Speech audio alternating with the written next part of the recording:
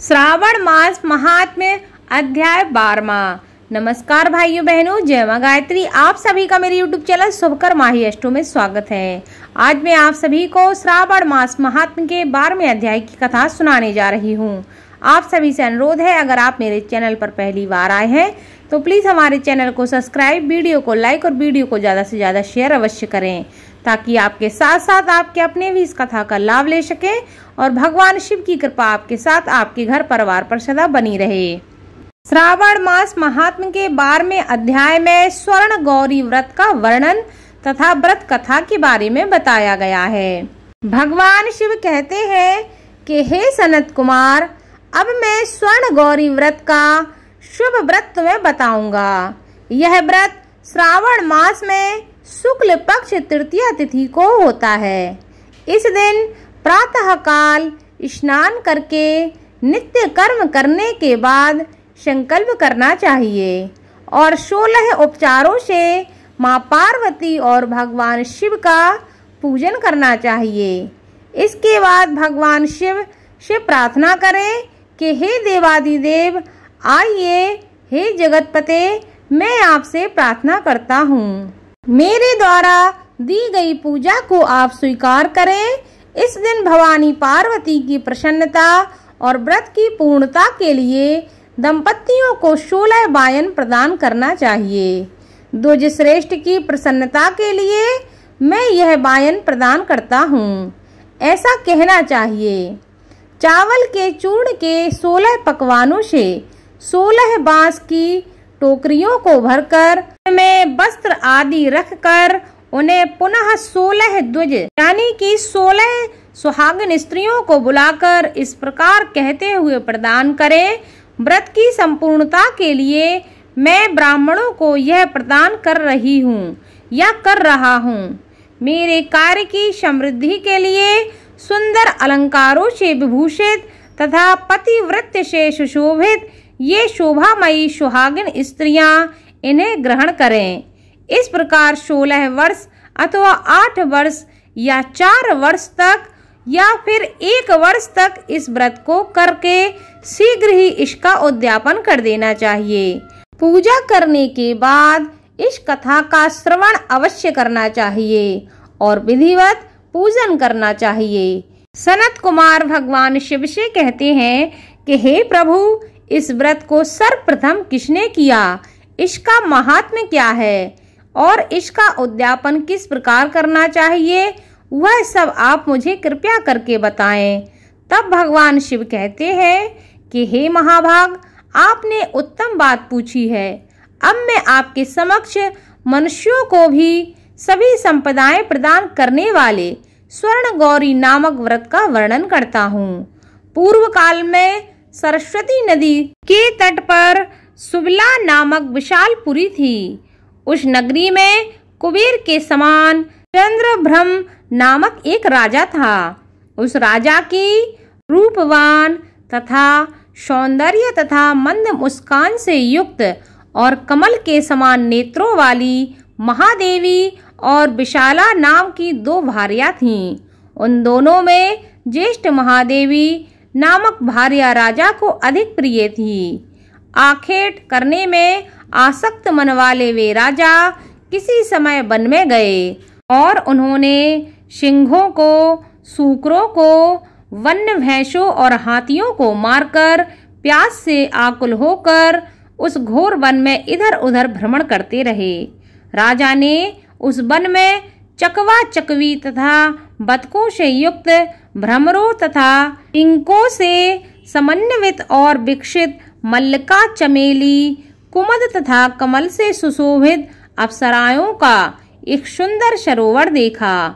उस सरोवर के तट पर आकर उसका जल पीकर राजा ने भक्ति पूर्वक गौरी का पूजन करती हुई अप्सराओं को देखा।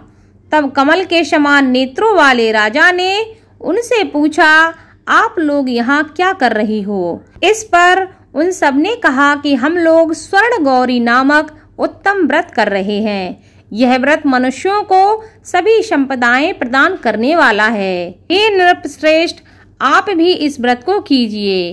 राजा बोला, इसका विधान कैसा है और इसका फल क्या है, मुझे आप यह सब विस्तार से बताएं। तब वे सारी स्त्रियां बताने लगीं कि हे राजन, यह स्वर्ण गौरी नामक व्रत श्रावण मास की शुक्ल पक्ष की तृतीया तिथि को किया जाता है। इस व्रत में भक्ति पूर्वक अत्यंत प्रसन्नता के साथ पार्वती तथा शिव की पूजा करनी चाहिए। पुरुष को 16 तारों वाला एक डोरा दाहिने हाथ में बांधना चाहिए। स्त्रियों को बाएं हाथ में या गले में इस डोरे को बांधना चाहिए। यह सब सुनने के बाद संयत चित्त वाले राजा ने भी उस व्रत को संपन्न करके 16 धागों से युक्त डोरे को अपने दाहिने हाथ में बांध लिया। उन्होंने कहा, हे देव देवेशी, मैं इस डोरे को बांधता हूँ। आप मेरे ऊपर प्रसन्न हो और मेरा कल्याण करो। इस प्रकार देवी का व्रत करके वे अपने घर आ गए।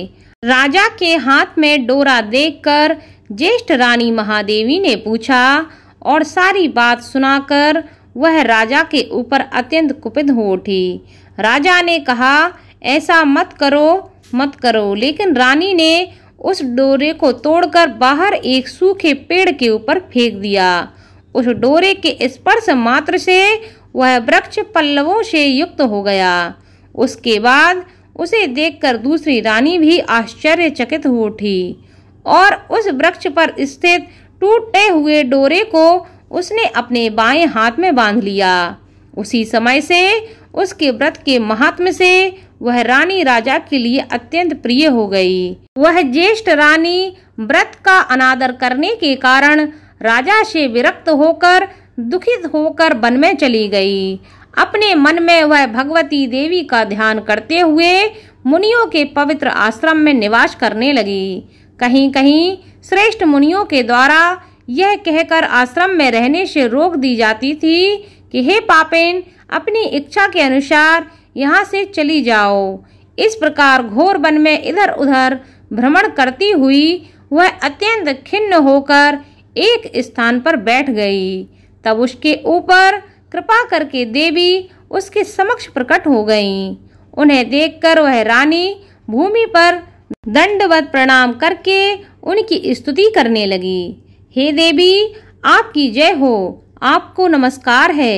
हे भक्तों को वर देने वाली, आपकी जय हो। शंकर के वाम भाग में विराजने वाली, आपकी जय हो। हे मंगलमयी, आपकी जय हो। तब देवी की भक्ति के द्वारा वरदान प्राप्त करके और उन गौरी की अर्चना करके उसने जो व्रत किया उसके प्रभाव से रानी के पति उसे घर ले आए। उसके बाद देवी की कृपा से उसकी सभी कामनाएं पूर्ण हो गईं।